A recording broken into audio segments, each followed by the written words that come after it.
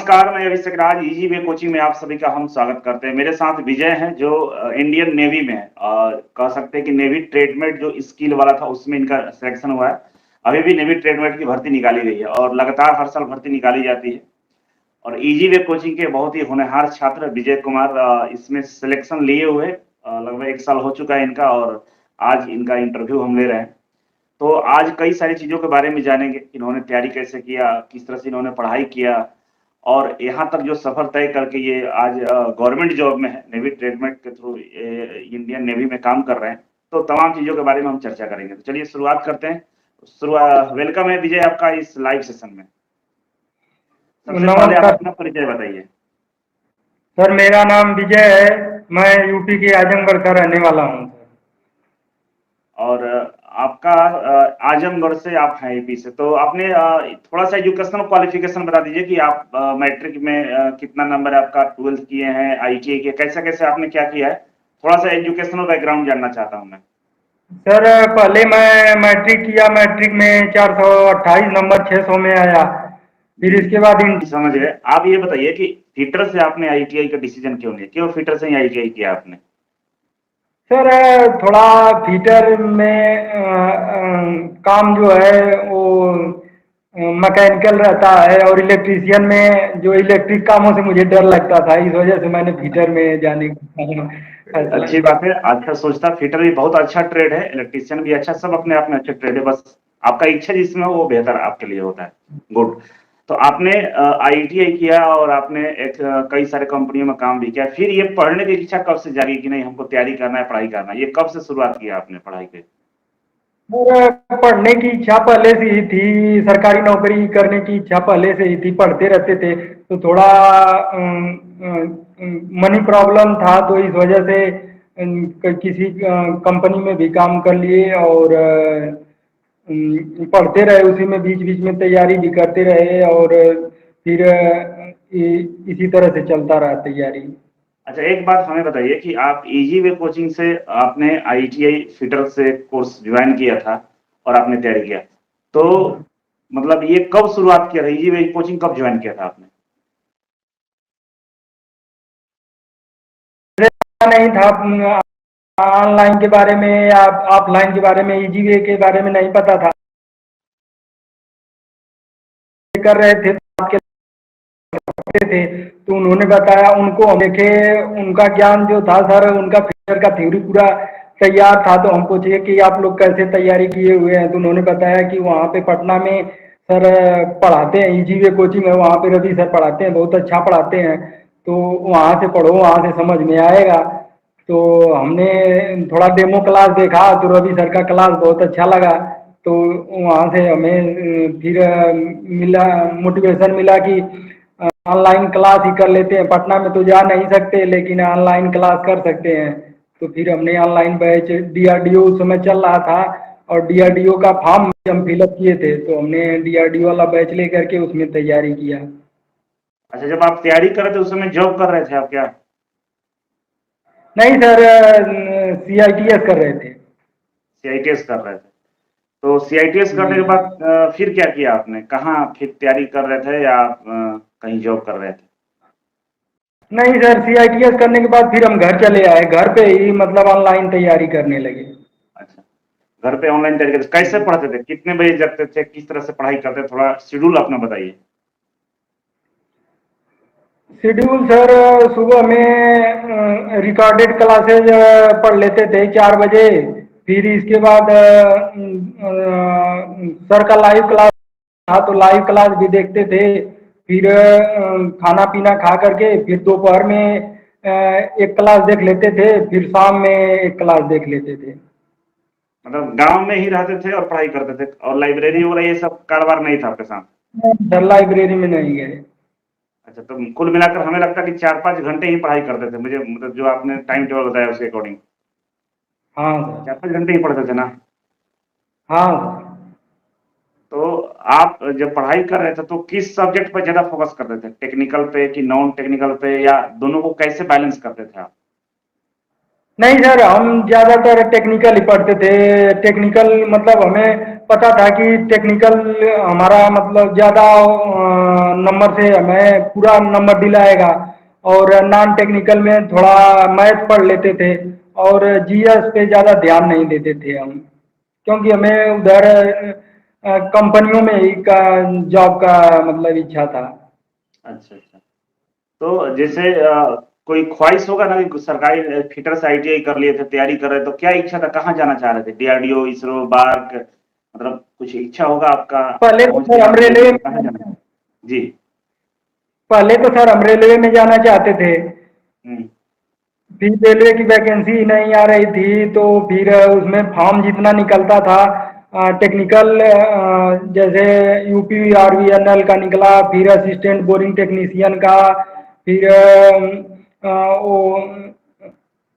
कोल India का, हर form जितना technical form निकलता था उसको हम फिलअप करते रहते थे।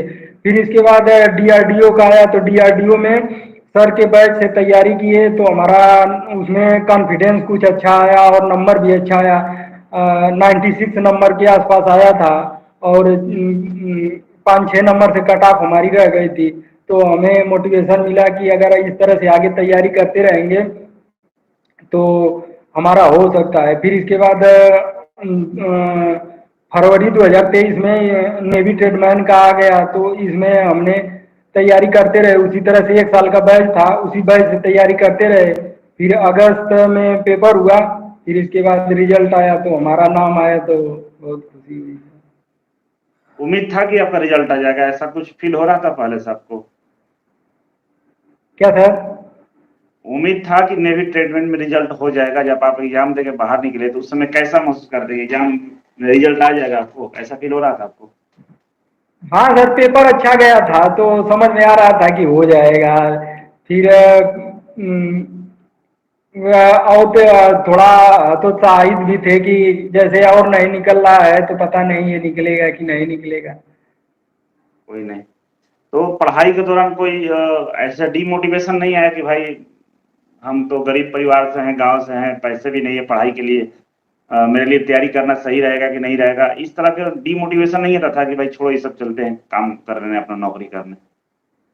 क्यों सर, डिमोटिवेशन बहुत आता था। घर वाले बोलते थे कब तक इस तरह से पढ़ते रहोगे, कहीं पे कुछ काम करो। तो हम कहे कि नहीं, हमें गवर्नमेंट जॉब करना है। हमारे हमें तैयारी पर थोड़ा भरोसा था कि हो जाएगा कहीं ना कहीं। इस तरह से हम घर वालों को बोलते थे कि आप लोग थोड़ा सब्र रखिए, 1-2 साल के लिए हमें मौका दीजिए। घर वाले बोले ठीक है, कर लो, देख लो। अच्छा, गांव में थे तो आप गांव में काम भी करते होंगे, खेतों में जाते होंगे, अपना घर का परिवार का काम करते होंगे, ये तो लगा रहता होगा। हाँ सर, खेती खेती हम लोगों को करना पड़ता था, खेती बराबर करते रहते थे। गांव में थोड़ा मुश्किल होता है टाइम निकालना पढ़ाई करना, एक तो लोग ताने मारते रहते हैं, दूसरा है कि घर वाले पढ़ाई के वैल्यू नहीं देते, तुरंत बोलेंगे ये काम करना है, चलो ये काम करने, खेतों में चलो काम करने, होता होगा ना? हाँ, पशुओं को मतलब देखना पड़ता था, खेती का काम करना पड़ता था, घर पे मतलब काम करना पड़ता था। लेकिन अंदर से एक हौसला था कि नहीं मुझे सरकारी नौकरी लेना है और हो जाएगा, अपना तैयारी पे इतना भरोसा कर रहे थे आप? हाँ सर, हौसला यही था मतलब कि किसी न किसी तरह से गवर्नमेंट जॉब करना है। मतलब एक धुन सवार था, आपको करना है। तो आप हाँ। फेसबुक, यूट्यूब, ये टेलीग्राम, इंस्टाग्राम शॉर्ट, ये सब करते थे पढ़ाई के दौरान? उस समय सब बंद करके केवल पढ़ाई कर रहे थे? नहीं सर, फेसबुक तो हम आज भी नहीं चलाते हैं, इंस्टाग्राम भी नहीं चलाते हैं, क्योंकि हमें मतलब उसके बारे में समझ में नहीं आता है। यूट्यूब पे मतलब यूट्यूब चलाते थे, यूट्यूब पे आपकी वीडियो भी देख लेते थे, थोड़ा मोटिवेशन वीडियो देख लेते थे। और यूट्यूब पे क्लास भी चलता था, सर का मैथ का, रीजनिंग का, तो वो सब देखते रहते थे, यूट्यूब यूज करते थे सर। यूट्यूब केवल यूज करते थे? और जैसे गांव में एक चीज और प्रॉब्लम है कि बहुत सारे आपके यार दोस्त होंगे जो नहीं पढ़ाई करते होंगे, और वो आपसे दोस्ती करके कभी इधर शादियों में जाना है, कभी घूमने जाना है, कभी मार्केट, तमाम चीजें होती रहती है, उसको कैसे मैनेज करते हैं, मतलब क्या बोल रहे थे उन लोगों को? सर, दोस्तों से थोड़ा दूरी बना लिए थे, थोड़ा कम मिलते जुलते थे। और शादियों में जाना रहता था तो जाते थे, खा पी के चले आते थे। और हर शादी को अटेंड नहीं करते थे। मतलब कुल मिलाकर समय को मैनेज कर रहे थे कि भाई आपका एक फोकस था कि हमको नौकरी में जाना है और मुझे हाँ। लिमिटेड काम करना है, अपना दायरा मालूम था कि हमें क्या करना है। मुझे यही लगता है कि हाँ। आपका ये दिमाग में सेट चल रहा था। तो आपके ख्याल से ये कहा जाए कि अगर दिलो दिमाग में ये चीजें सेट है कि हमको कुछ करना है लाइफ में, नौकरी करनी है, तो फिर उसके लिए तो मुझे नहीं लगता कि घर पे हैं चाहे बाहर है चाहे लाइब्रेरी जा रहा हो, कोई फर्क नहीं पड़ता, तैयारी करने वाला कर लेता है। सर नहीं सर। तो आप बताइए कि जो बच्चे आईटीआई कर रहे हैं, तो आपके अनुसार थोड़ा सा क्या सजेशन है? बहुत सारे बच्चे होपलेस हो जाते हैं, पैसे के अभाव में पढ़ना नहीं आ पाते हैं, या कह सकते हैं कि बोलते हैं कि सर घर में पैसा नहीं है, पढ़ाई नहीं कर पा रहे हैं, हमें तो कुछ नहीं होगा, घर से नहीं पढ़ना चाहते हैं वो लोग, तमाम मतलब चीजें होती हैं बच्चों के साथ में। आपकी तरफ से क्या उन बच्चों को कहना चाहेंगे कि कैसे पढ़ना चाहिए? सर हमें यही कहना चाहेंगे कि पहली बात तो निगेटिव थॉट से थोड़ा दूर रहना चाहिए और नेगेटिव लोगों से रहना चाहिए। और मतलब हमेशा ये उम्मीद बनाए रखना चाहिए कि हमारा हो जाएगा किसी तरह से। और ज़्यादातर थ्योरी पे फोकस देना चाहिए। अपने मतलब थ्योरी से ज़्यादा क्वेश्चन पूछे जाते हैं और थ्योरी टफ भी होता है थोड़ा। तो थ्योरी पे फोकस बनाए रखना चाहिए और हौसला बनाए रखना चाहिए, टाइम मैनेज करके पढ़ाई करते रहना चाहिए उसी में। और थोड़ा घर पे है तो घर परिवार में तो काम करना ही पड़ेगा, तो घर परिवार से भी बात लेना चाहिए, थोड़ा पढ़ने दीजिए हमें, क्योंकि हमारा टाइम मैनेज करना है। तो सही बात है, सही बात है, घर परिवार से बात करना चाहिए भाई। अच्छा, आपकी शादी हो गई है? नहीं सर अभी नहीं हुई है। अभी शादी नहीं की है, चलिए बढ़िया से दहेज वहेज लेने का प्लान चल रहा है, हमको लग रहा है। नहीं सर ऐसा कुछ नहीं है अभी, थोड़ा अच्छा, करेंगे। नौकरी में वहाँ पे खुश है? बहुत बढ़िया चल रहा है? आप विशाखापट्टनम में है ना? कैसा वहाँ पे है माहौल? ठीक है सब? हाँ बहुत अच्छा है। क्या काम करना पड़ता है आपको? समुद्र वगैरह में जाते हैं, शिप वगैरह पे चढ़ते हैं? नहीं सर नहीं उधर नहीं भेजते। आपको उधर ड्यूटी नहीं है? आपको मतलब जो छावनी है उसी के अंदर में है क्या? हाँ क्या किस तरह का वर्क होता है आईटीआई वाले छात्रों को, वहाँ पे क्या करते हैं आप लोग?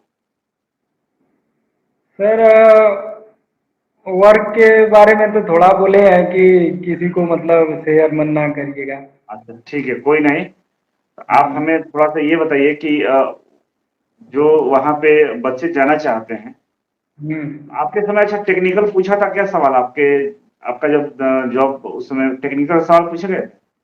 हाँ सर 25 क्वेश्चन टेक्निकल था, 25 क्वेश्चन मैथ का था, 10 इंग्लिश था और 25 जीएस और रीजनिंग था। अच्छा, इस तरह की चीजें थे। घर हम्म। परिवार में कौन कौन है? घर परिवार में मम्मी पापा हैं, बहन है। कितने भाई हैं आप? हम सर सिंगल ही हैं। अकेले ही? अकेले? एक बहन है, एक आप हैं? हाँ सर। ओके। और अपने तरफ से कुछ कहना चाहेंगे इजी वे के बारे में? क्या कहना चाहेंगे? बच्चों को ज्वाइन करना चाहिए, बढ़िया कोचिंग है। सर हमें यही कहना चाहेंगे कि इजी वे बहुत अच्छा कोचिंग है और इसमें आ करके अपना भविष्य बनाना चाहिए सर। यहाँ पे मतलब हर तरह से बच्चों के भविष्य के बारे में सब कुछ किया जाता है यहाँ पे। हम तो और क्लास नहीं किए हैं लेकिन फिटर की क्लास किए हैं। रवि सर जैसा क्लास क्लास कोई नहीं ने अभी तक मतलब दिया है। रवि सर जो बताते हैं सबसे पहली बात की सर ऐसा बताते हैं कि हर स्टूडेंट के समझ में आए, आपकी भाषा में आपको समझाते हैं और सामान्य उदाहरण दे करके समझाते हैं। ऐसा समझाते हैं कि हर बात समझ में आती है और बिल्कुल बिल्कुल। हर स्टूडेंट से मतलब क्वेश्चन भी लेते रहते हैं कि हाँ क्या प्रॉब्लम है, क्यों नहीं समझ में आ रहा है, कैसे बताएं कि समझ में आ जाएगा। इस तरह से उनका क्लास सबसे अच्छा क्लास है सर। चलिए बहुत बढ़िया। आप मिठाई खिलाने कब आ रहे हो? रवि सर को मिठाई सर खिलाना पड़ेगा ना? हाँ सर। रवि सर आपको देखिए कहाँ तक पहुंचा दिए। रवि सर तो पूरा इसरो डीआरडीओ बार्क में सब में बच्चे भर दिए हैं, आधा तो लगता है कि उन्हीं के बच्चे हैं। हाँ सर। बात है ना? तो हाँ एक बार आप लोग जरूर आइए, कभी मौका मिलता है तो। और बाकी ठीक सब ठीक। ठीक है। मिलते हैं अगले वीडियो में। थोड़ा सा वीडियो में ये रुक रुक के आ रहा है, दर्शकों से हम कहना चाहेंगे थोड़ा एडजस्ट करिएगा। साउंड तो सही आ रहा है, वीडियो रुक रुक के आ रहा है। कभी मोबाइल ठीक नया वाला आप खरीदेंगे तो फिर से एक बार बढ़िया से इंटरव्यू हम लोग कर लेंगे। ठीक है, फिलहाल इतना ही है। ठीक। जुड़ने के लिए बहुत बहुत धन्यवाद। शुभ रात्रि, good night, thank you so much. Thank you sir, प्रणाम सर।